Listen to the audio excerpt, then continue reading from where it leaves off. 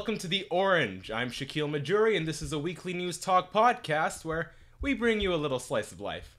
I have with me today Liam Sturgess. Liam Sturgess is president of Four Destinations Entertainment and its subsidiary, Four Destinations Records. He is a musician. He's worked for Studio Cloud 30. How are you, Liam? I'm great, thank you. How are you? I'm good, man. Long time no see. I know, right?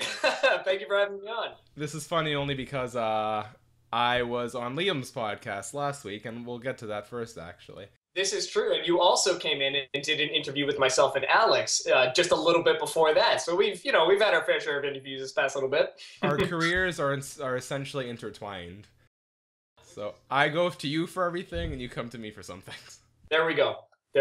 So let's talk about that first. Since this is a news, current event sort of thing, you've recently begun a new venture, and you've been doing weekly podcasts. So tell me about how that all got started. Yeah, well, basically what happened is a couple of months back, in fact, almost a year ago, when I was attending the University of British Columbia, myself and my friend Olivia Lewis thought it'd be a great idea to start a podcast kind of in the vein of all the other comedy podcasts I was listening to at the time, namely If I Were You, which is the show Jake and Amir do, as well as You Made It Weird by Pete Holmes, who's a wonderful comedian. So we wanted to kind of emulate that. So we set up shop kind of, very, very amateurly, and we made a couple of really fun yet very cut and dry episodes, one of which you were a part of. And we had a lot of fun doing it, but it didn't really turn into much. So it kind of died after 4 episodes.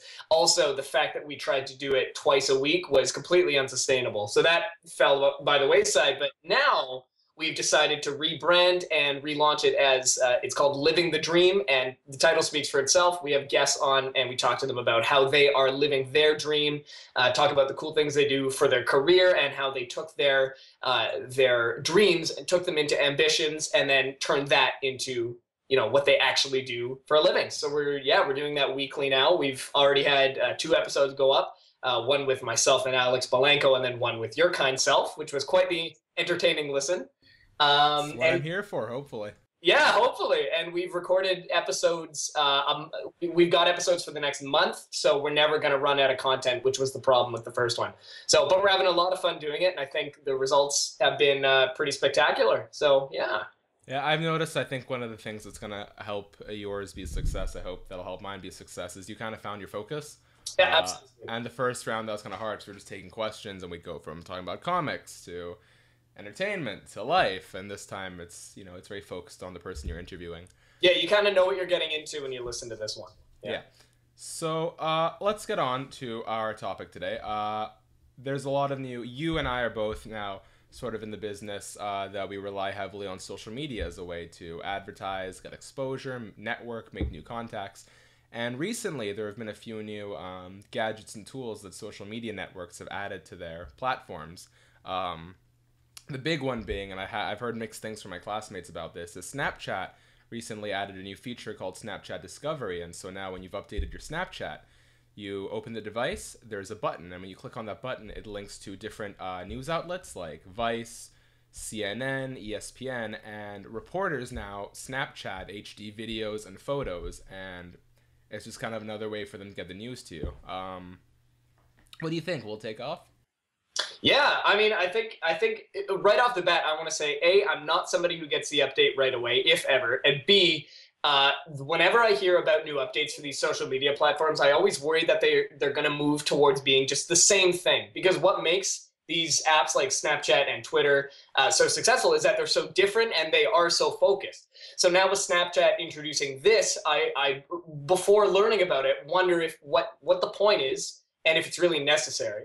That being said, hearing a little bit about it, it does seem interesting from the perspective, if you're a reporter and you can directly share your story to a bunch of individual users, I think that's really cool. And that does sound pretty unique still. So I think it's got potential, that's for sure. It's an interesting platform because, at least from the examples I've seen, they rely very heavily on the visual of it, which is the point of Snapchat. But I don't just mean, they go and take a picture in Snapchat, like, there's a lot of effort put into getting good lighting and getting really good shots on these things.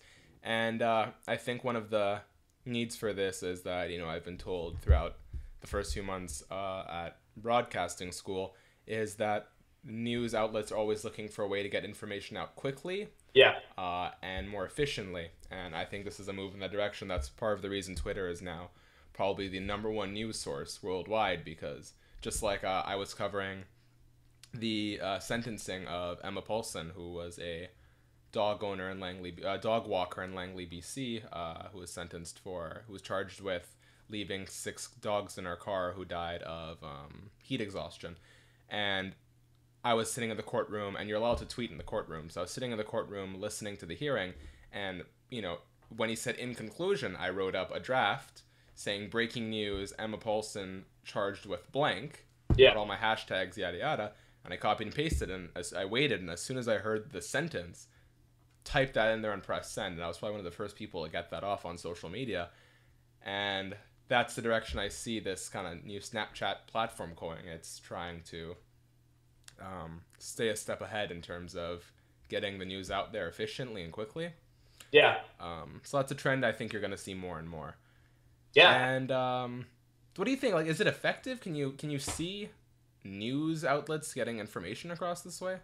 Definitely. I mean, when I first heard of Twitter, I thought it was so stupid because, it had very limited capability. But then I quickly realized that, like you said, it is a very quick way of getting information out. So if we look at Twitter as text's way of doing that, and we look at, let's say, Instagram as still photos way of doing that, maybe then we can look at Snapchat as the third party there and say that if they're kind of they do images, but if they're also a resource to get videos out there quickly, then we've got all 3 bases covered, and you've got your full functionality there. So anybody needing to get news out there quick, they just now have another piece of functionality to get that done. You know what I mean? So it just seems positive at this point. Absolutely. It's a weird thought to think, because Snapchat's a very personal tool. Yeah. So it's interesting seeing that transition. One thing I recall, when I had gone to intern at CKNW, we went, first day they gathered all of us, and we went on a bit of a tour, and we sat down and spoke with the head guy, Ian Koningsfest at CKNW, and we all had to go around the table. He asked us why we're here. I can't remember what he asked exactly, but he's like, why, he'd kind of ask you, why is that important to you, or what's the most important factor of what we do, or that sort of question. And I told him I told him what I love to do, because he asked me what I wanted to be, and I said, some sort of entertainment personality, television personality, radio personality, and he asked why. I just talked about how I like to share stories and stay in touch with people and learn from each other. And he looked at me and said, if I send my daughter a Snapchat the other day of me at the park, is that sharing with each other? Is that socializing? And I said, absolutely. Yeah. What point that has, I forgot. Yeah, I think it's almost like we're redefining A, socializing, and B, how we do share information. So we have to kind of rethink about what sharing means, what socializing means with all this new technology in the world now. So if I send you a Snapchat, I agree. I think that's socializing. 10 years ago, you wouldn't think of that as socializing. And that raises an interesting point, and this is an argument I find myself having from time to time with people, with adults and parents, especially, and grandparents, whereas they find tools like Facebook, Snapchat, Twitter are all means of us communicating less with one another and being more antisocial. I argue that it's the opposite. Yeah. And more so. I mean, the fact that I can be standing at the top of Grouse Mountain or Whistler, I can take a beautiful scenic view and send it to you. I think that I like to think that in itself is kind of puts a stamp on where we are as a society and how impactful and how versatile we can communicate with one another. And I think the question that people who are kind of countering that argument need to ask themselves is that interaction, you sending me the snap of that beautiful mountain, will that stop us from hanging out later that day? No, not at all. That just gives us something else beautiful to talk about. So it's not about changing. It's not at all about changing how we currently communicate and socialize. It's just adding more options and just broadening our capability. And I think if you want to send me a Snapchat, you want to tweet about it, and that you want to post an Instagram picture, and then we talk about it later, I think that's just 5 amazing ways of communicating instead of just the one. Really are in the world of sharing. Yeah. Yeah. Every day we are sharing content. It can be personal, it can be funny, they can be YouTube videos, news sources, but everything from Twitter to Facebook, you can't go on a website anymore without there being a share on Facebook button at the bottom. Yeah. And that's interesting. I find that interesting. Mm. Whether it's good or bad, I don't know. I guess we'll find out, in 20 years when we've all grown up and we've all finished our brain development. I guess we'll see what kind of laser neurons they've implanted in us. But I had written an article for my dad's newspaper a while back about how social media, about what it was like as someone my age growing up in the age of social media and what that did to me as a social person. yeah. And I debated this with a few other people, but my perspective was social media, I found, was one of the reasons I really learned how to connect with people on an Yeah. emotional level face to face, because for me, what I was definitely a little more outspoken as a child, as a tween, I guess is the word. I had a bit of trouble communicating what's appropriate, what's not, and for me, Facebook was like this open book where you saw what one person would say and the domino effect it had on other people. Totally. When someone said something rude or inappropriate, what others would say to him. When someone was bullying someone online, what the response would be, what the outcry would be. And that is completely how I learned how to socialize, because it's through that experience that I learned what's appropriate to say and what's not. Yeah, just by observing almost. Yeah. Yeah. That was an interesting experience. All right, well, let's move on to the next one. Twitter yesterday. My friend Johnny shared this with me today. Twitter now has an option to upload videos, and you can take videos and edit videos. Same vein, or do you think they're behind? I almost feel like... Yeah, I think they're behind because that sounds exactly like what Instagram is, like the whole take a 10-second video, edit it down to something watchable, and then upload it. That's exactly what Instagram is. So when I hear that, I do think that's a bit useless. But I think why they're so late is not that they didn't know how. It was just that they themselves were going, no, we're this very specific thing. We give you whatever, however many characters you have in a tweet, and that's how you share, and we don't need to do video. So maybe now they're looking and going, well, every other service does it. Now we have to do it. Which is a bit of a shame if you think about it, that they are forced now to adapt.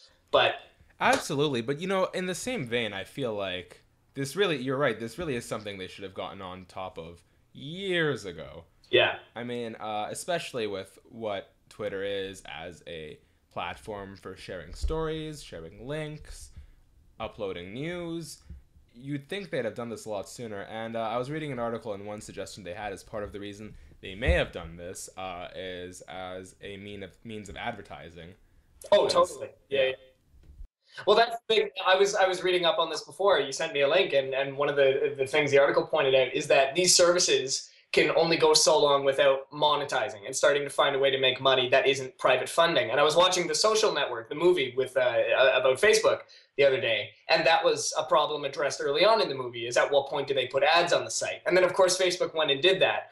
So that is the big question. How do you make, with simpler services like Twitter, like Instagram, how do you make money on that? So you're probably right. That is most likely why they did it. Wasn't that a good movie?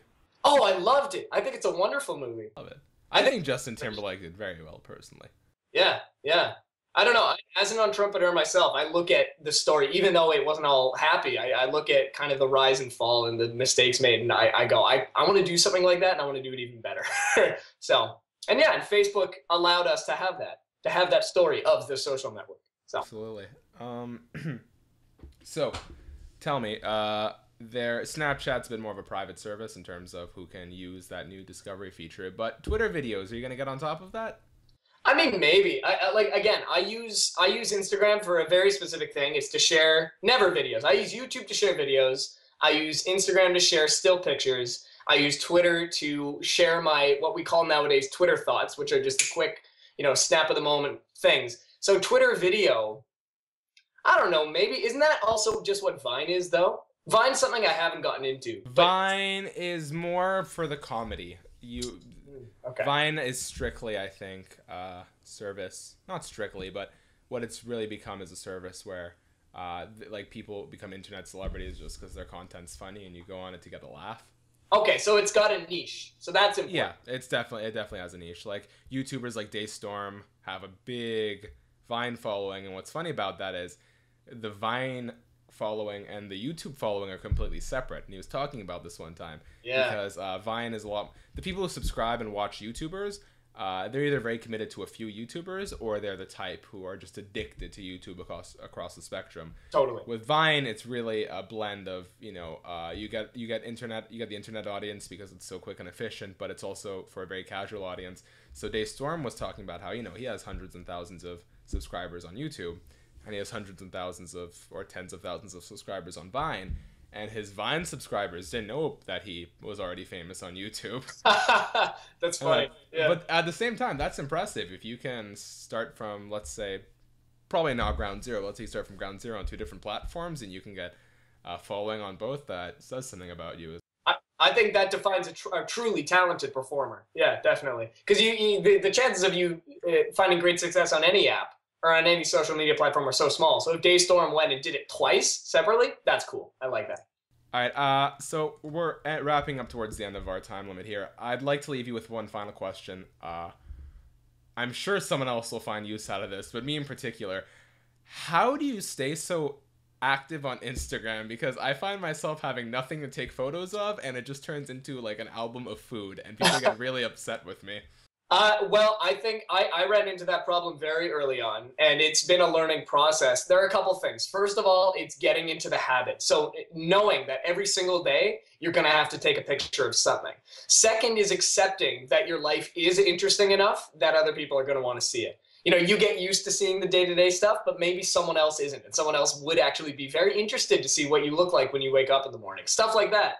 The third key is to actually create a life for yourself that is interesting enough to share pictures of every day. Like the stuff I post on my Instagram account are like, for example, you go back 2 photos, it's a picture of me with a ninja sword. You go back 3 photos, it's me at a 4D meeting with a couple of musicians. You go back 5 photos, it is food that I'm eating. 6 photos, it's a drink that I had that night. So it's about variety. And one of many, I presume. Oh, one of many. You know it. Very, very responsible, though. All right, so I think that's about all the time we have for today. I'd like to thank you very much, Liam, for joining us. If you'd like to learn a little bit more about Liam, you can and his business, you can take a look at www.4destinations.com. You can follow me on Twitter at Shakiel Mahjouri, Instagram at Shakiel Mahjouri, Facebook at Shakiel Mahjouri Journalism, and have a great day.